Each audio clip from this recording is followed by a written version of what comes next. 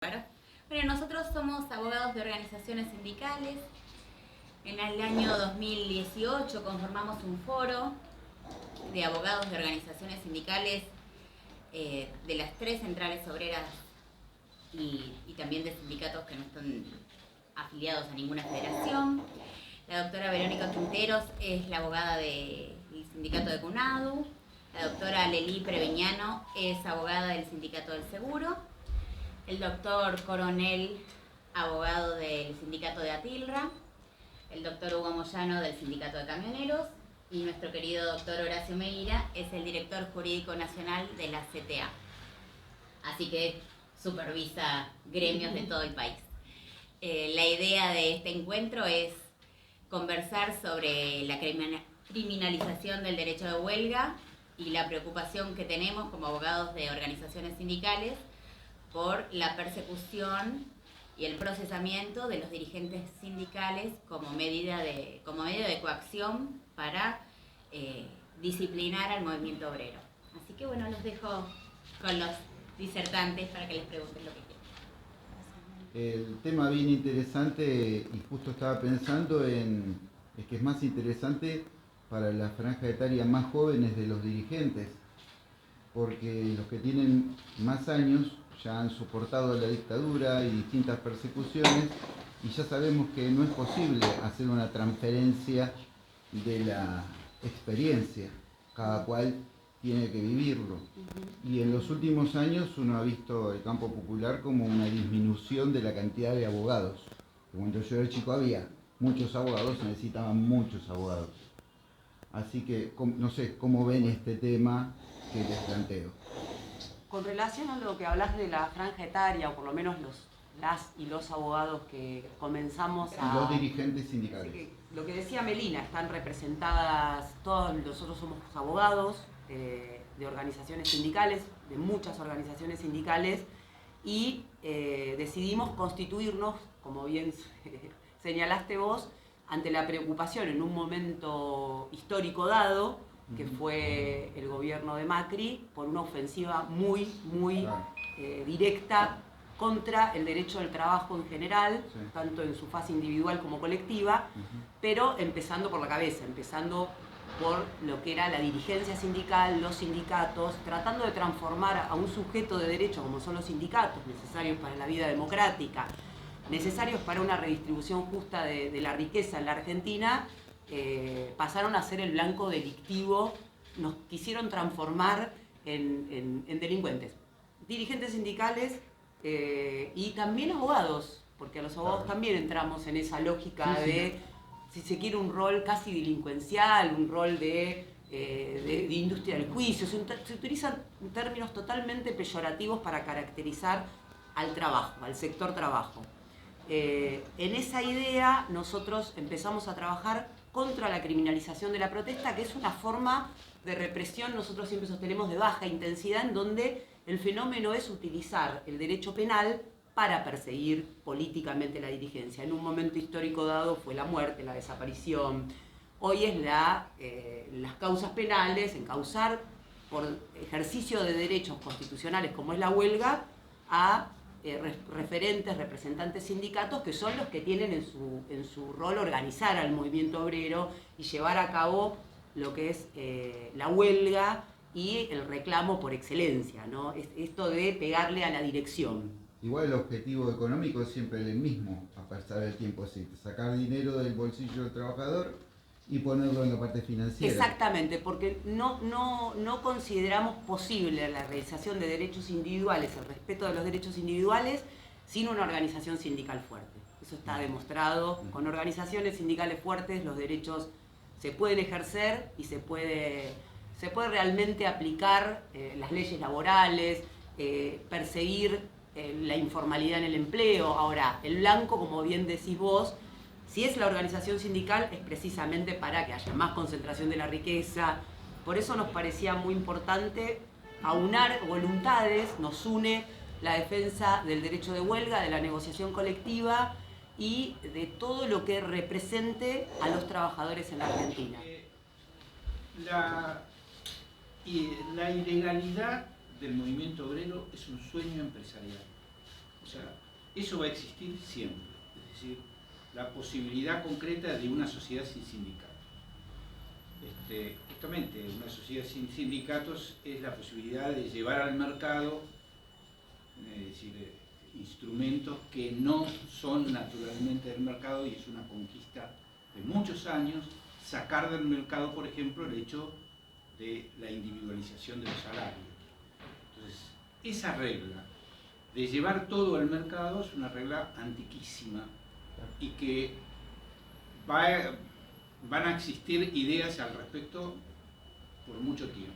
Ahora, parece mentira que el reconocimiento de la existencia del sindicato como institución no sea constituido por muchas instituciones, inclusive serias, que se dicen serias, etcétera, que tienen como finalidad, y lo hacen muchas veces de contrabando, es decir, como si fuese naturalmente establecido el hecho de que no existan sindicatos. Ahora, no conozco, miren que caminé, no conozco sociedad en el mundo que haya distribución de la riqueza sin sindicatos. Es decir, eso es universal. No hay espacio en el mundo. En los lugares donde hay sindicatos y desarrollo hay distribución de la riqueza. Ahora, bueno, necesariamente las instituciones no siguen la suerte de la economía. Es decir, tiempos como el actual, es decir, hay restricciones a la distribución de la riqueza, no obstante tener instituciones denominadas fuertes, ¿no? Es un fenómeno económico, pero que más tarde o más temprano termina por equiparar, porque las instituciones sobreviven a las grandes crisis como las que atravesamos. Entonces, bueno, desde el punto de vista nuestro, la libertad sindical es esencial. No puede haber justicia social sin libertad. Sí, es total, porque es la magnificencia del lawfare, ¿no? Es decir, cuando recién Verónica decía que esto se creó en el año 18, en 2018, el gremio al que pertenezco sufrió 11 allanamientos en un día, en una causa caratulada investigación de delito. Es decir, abrimos una causa, vamos a investigar qué delito y los allanamos por todos lados. Por supuesto, todos los medios atrás, todas las cosas atrás. Y sobre todo la incidencia que tienen los medios en cómo la sociedad va receptando determinadas cosas que se traducen hasta en el lenguaje. Y hoy vemos que al trabajador se lo llama colaborador, como si no hubiera trabajo sino colaboración. A las huelgas se les llama bloqueos o extorsión. Y todo eso, lamentablemente, a través de los medios, cuando nosotros nos cruzamos en la calle con la gente que conocemos, donde hay de distintas ideologías y demás, vemos que nos hablan, y lo peor es que a veces nos encontramos que alguno de los nuestros, algún trabajador nos dice: yo soy colaborador. Es decir, se está tratando de destruir la imagen y la idea del trabajador, y se está tratando de destruir la imagen y la función de los sindicatos. Y los sindicatos son colectivos solidarios de trabajadores que están organizados jurídicamente para procurar la defensa de los intereses comunes y que tienen herramientas muy importantes en la Constitución y en las leyes, pero que necesariamente, como decíamos la otra vez en una charla, y Huguito lo decía expresamente, es decir, tenemos todo, pero el factor político es esencial para que esto pueda realmente hacerse valer en la realidad. Perdón, buenas tardes. Yo tengo dos preguntas, una tiene que ver en el mismo sentido de lo que contaba el colega, con lo jurídico, si puede haber entonces verdadera libertad sindical y en definitiva verdadera democracia sin un funcionamiento pleno de la ley de medios. Bueno, sin duda no puede haber una representación de ningún movimiento social si no hay libertad de medios. Digamos, hoy no solamente los medios hegemónicos muestran lo que quieren mostrar, sino, como efectivamente decía Alfredo, generan Alberto, generan un concepto social, ¿no? Esto del bloqueo que está instalado por los medios, el concepto de colaborador escindiendo al trabajador de su clase perteneciente, ¿no? Hoy pareciera que ser trabajador es algo peyorativo, cuando en realidad todos somos trabajadores y estamos orgullosos de serlo, ¿no? Independientemente del rol que cumple cada uno en cada espacio. Esto es una bajada de línea y creo que es un marketing que se utiliza para conmover a la sociedad y los medios son la principal herramienta porque es a la que se accede en forma masiva. Son formadores de opinión, son formadores de concepto y son formadores sociológicos del concepto de rol de la persona en la sociedad. Desde ese lugar, si no hay una democratización de los medios con opiniones diversas, donde nosotros también nos cuesta mucho encontrar notas que vengan a favor de los gremios, ¿no? Digo, en las medidas de acción directa, bueno, le vamos a decir bloqueo, aunque a veces usamos ese término para una comprensión porque está instalado en la sociedad que una huelga es un bloqueo, cuando en realidad son cosas totalmente distintas. Vemos hoy la situación de Salta, de Jujuy. Fue levantada en los medios por una situación realmente compleja, donde hubieron 19 trabajadores detenidos, además de todos los heridos, con intervención de las fuerzas públicas, pero digo, el decreto estaba desde enero. ¿Qué pasó con los medios que nos salieron a decir que esto pasaba en Salta con un decreto del gobernador? Y el inicio de la respuesta viene de parte de los sindicatos. Exactamente, digo, y bueno, se logró a través de la gestión gremial, esperemos que se logre la derogación, ¿no? del decreto que sanciona la ley con vetos parciales, pero digo, a través de los vetos parciales por la manifestación popular, por eso nosotros defendemos el derecho de huelga como manifestación popular y resistencia de la sociedad a las medidas de acción, que en nuestro caso son gremiales, a fin de poner límites y poder generar una justicia distributiva, que también es un concepto democrático del país y del tipo de nación que que sostenemos y que venimos de muchos años de lucha de poder tener una participación social y democrática. El tema de medios más democratizado. Sí, no me cabe duda.